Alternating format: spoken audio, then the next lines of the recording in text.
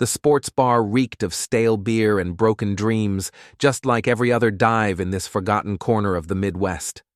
I'd come here looking for Helena, my wife of 8 years, who'd been working late more nights than I could count.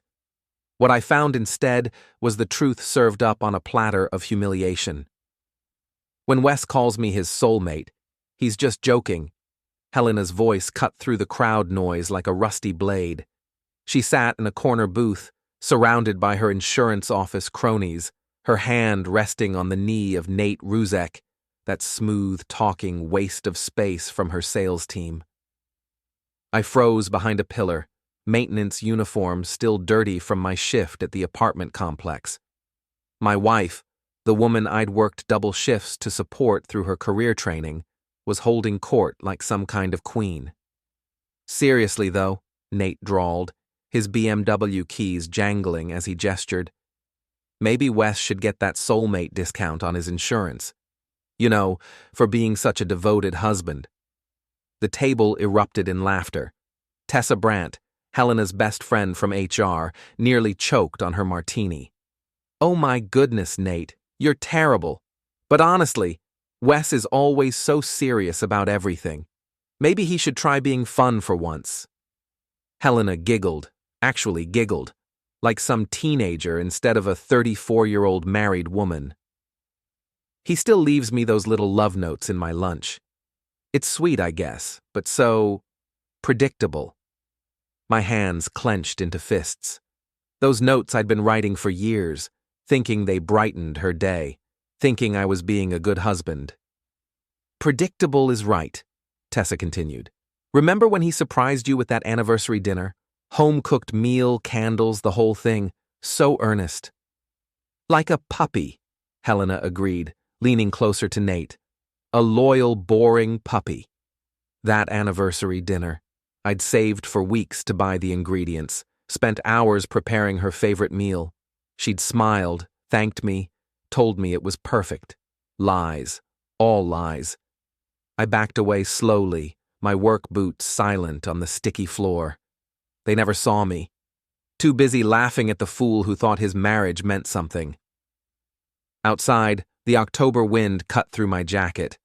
I sat in my beat-up truck for 20 minutes, watching through the window as my wife flirted with another man while her friends cheered her on.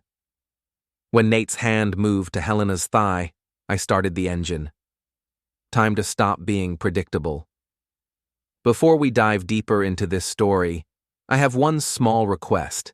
Please subscribe, drop a like, comment, and hit that hype button to boost this channel so more people can discover these incredible Reddit stories. The first thing I did was empty our joint savings account. All $12,000 of it. Money I'd scraped together from overtime and side jobs while Helena spent her commission checks on clothes and nights out. The bank teller, Mrs. Patterson, smiled sympathetically as she processed the withdrawal. Emergency home repair, I explained, which wasn't entirely a lie. I was about to repair the biggest problem in my home. Next stop, our apartment. Helena wouldn't be back for hours. She was probably planning to work late again with Nate. I packed my essentials into 2 duffel bags, then sat down at Helena's laptop. She'd never been good with passwords. Took me 3 tries to crack it. Our wedding date, backwards. Her email inbox was a goldmine. Months of messages to Tessa, gossiping about coworkers, mocking our marriage, planning her little rendezvous.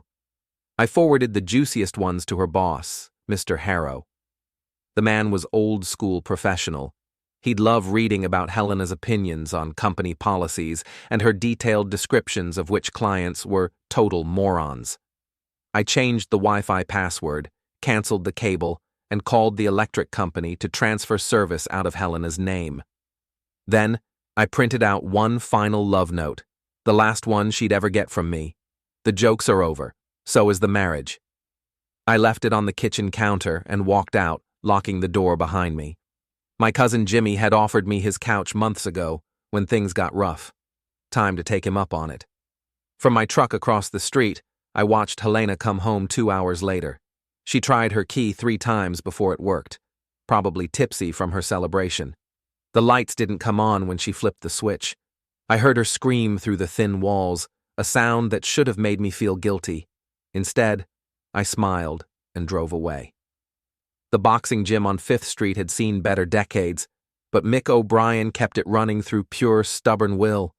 I'd been training there since high school, back when I thought I might make something of myself in the ring instead of fixing broken toilets and leaky faucets. "You look like hell, Wes," Mick said as I pounded the heavy bag. "Woman troubles?" "Ex-woman troubles," I corrected, landing a solid right cross. She decided I wasn't entertaining enough. Mick nodded knowingly. He'd been through 3 divorces himself. "What's the plan?" "Make sure she remembers why she married me in the first place." "And why's that?" I stopped punching and looked at him. "Because I'm the kind of guy who gets things done." The rumors started within days. Helena was telling everyone I'd had some kind of breakdown, that I'd abandoned her without warning. Tessa was backing up her story, spinning it to HR as a mental health crisis. They painted me as the unstable one, the husband who couldn't handle his wife's success. But I had advantages they didn't know about. 8 years of marriage meant I knew all Helena's friends, her routines, her weaknesses. I started small, anonymous tips to her landlord about the lease violations, subtle comments to mutual acquaintances about her recent behavior changes. The real fun began when I ran into Nate at Murphy's Tavern. He was there with some work buddies, bragging about his new situation with a married woman. Didn't mention names, but his smirk told the whole story. "Wes Farrow," I said, walking up to their table. "Helena's husband." Nate's face went pale, but he tried to play it cool. "Oh, hey man, heard you two were having some issues." "Issues?" I nodded thoughtfully. "That's one way to put it.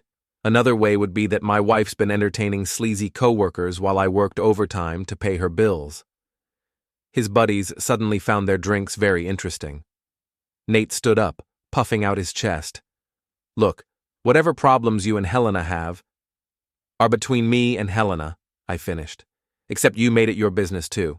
So now it's my business to make sure you understand the situation." He threw his beer at me. I saw it coming from a mile away, sidestepped easily, and watched the bottle shatter against the wall behind me. The bartender was already reaching for the phone.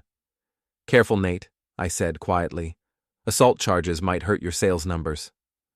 I left before the cops arrived, but not before making sure everyone in the bar heard Nate's name and saw his face. Small towns have long memories for that kind of drama. Helena's professional life began unraveling beautifully. Mr. Harrow called her in for a performance review after reading her forwarded emails. Turns out insulting clients and company policies in writing wasn't career-enhancing behavior. Meanwhile, I'd been busy with Nate's precious BMW. The car was his pride and joy, leased with money he probably didn't have. It sat in the parking lot behind his apartment building every night, practically begging for attention. I didn't slash his tires or break his windows, too obvious, too criminal. Instead, I used my maintenance skills creatively. A little valve stem adjustment here, some carefully applied petroleum jelly on the windshield there. Nothing permanent, nothing traceable, but enough to make his life inconvenient. The word Soulmate scratched deep into his paint job was my personal touch. Let him explain that to his insurance company. Tessa was harder to reach directly, but she had her own vulnerabilities. I'd done some handyman work for her a few years back, before she decided I wasn't good enough to associate with Helena's career crowd. She'd stiffed me on the bill, claiming my work wasn't up to standard. Now she was trying to manage Helena's crisis while covering her own tracks at the office.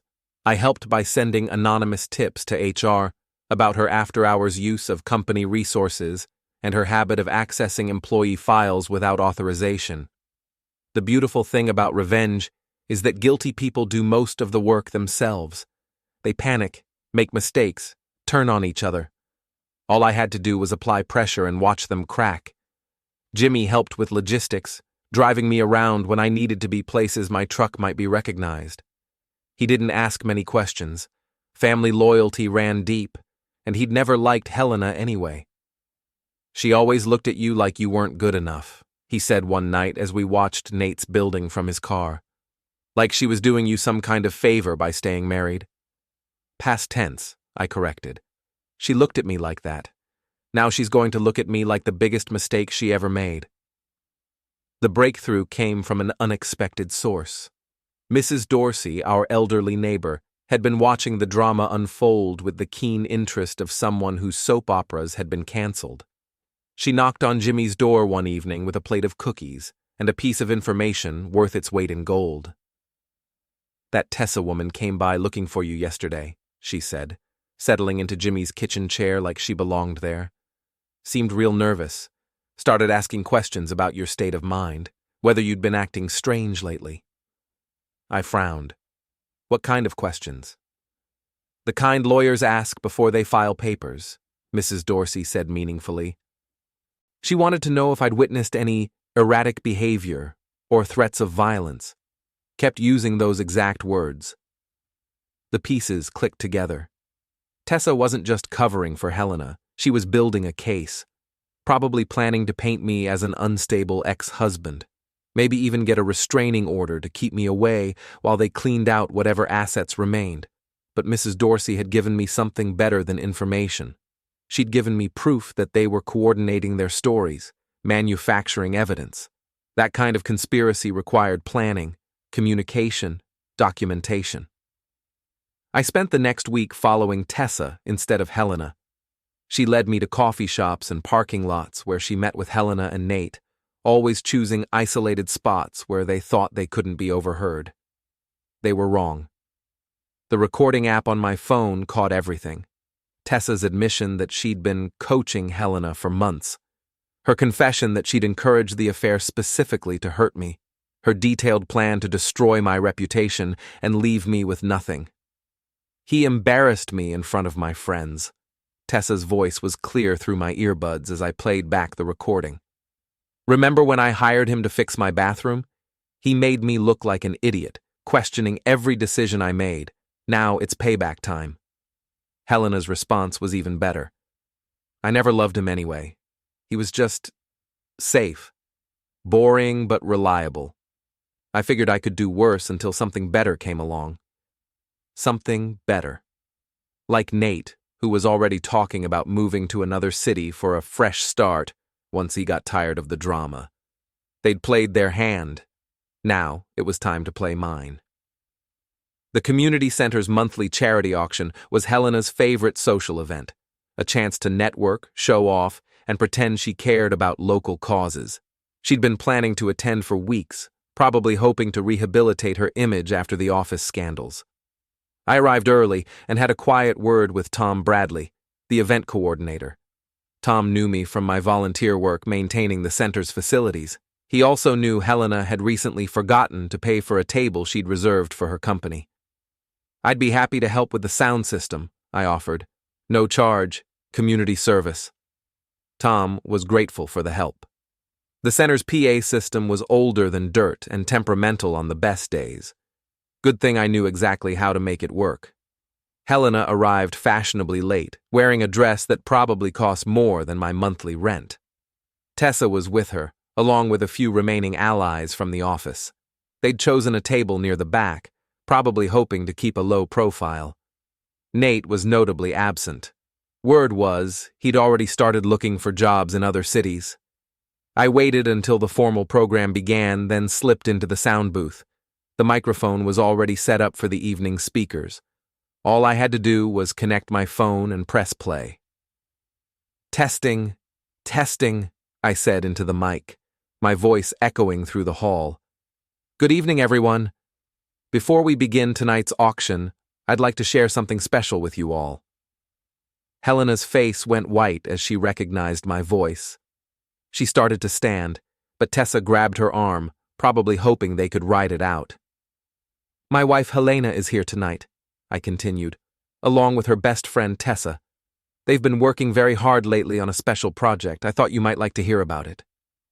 I pressed play. Tessa's recorded voice filled the hall, crystal clear through the center's sound system. "He embarrassed me in front of my friends. Remember when I hired him to fix my bathroom? He made me look like an idiot, questioning every decision I made. Now it's payback time. The crowd was silent, every face turned toward the speakers. I let the recording play for 2 full minutes. Tessa's confession, Helena's admission that she'd never loved me, their detailed plans to destroy my reputation. When it finished, I took the microphone again. Ladies and gentlemen, my wife Helena Farrow and her accomplice Tessa Brandt. They've spent months plotting to ruin my life because I had the audacity to expect honesty in my marriage and quality work from a contractor. Helena was on her feet now, pushing toward the exit, but the crowd was thick and everyone was staring. Tessa sat frozen, her face a mask of horror. Helena told her friends I was just a boring, reliable husband, I said. She was half right. I am reliable, reliably thorough when someone tries to cheat me. I stepped out of the sound booth and walked toward their table.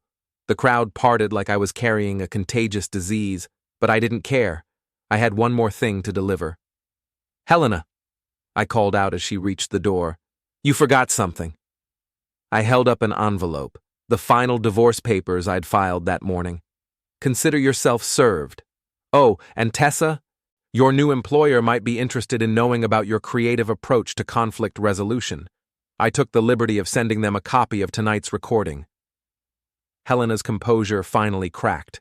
She turned on Tessa, screaming about betrayal and ruined lives. Tessa screamed back, blaming Helena for being stupid enough to get caught. Their remaining friends backed away, suddenly very interested in the auction catalog.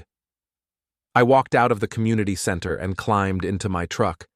Through the windows, I could see the chaos continuing inside. Helena and Tessa's friendship imploding in spectacular fashion, their reputations in ashes, their carefully laid plans turned to dust. My phone buzzed with a text from Jimmy. Nate's moving truck just left town, saw him loading boxes at 3 a.m. I started the engine and drove home to my new apartment, paid for with cash from our joint account, furnished with items Helena would never miss. Tomorrow I'd go back to work, fix some pipes, replace some light fixtures, live my boring, reliable life. But tonight, I allowed myself one moment of satisfaction. Helena had said I was joking when I called her my soulmate. She was right about that much. It had been the biggest joke of all. The difference was, now nobody was laughing but me.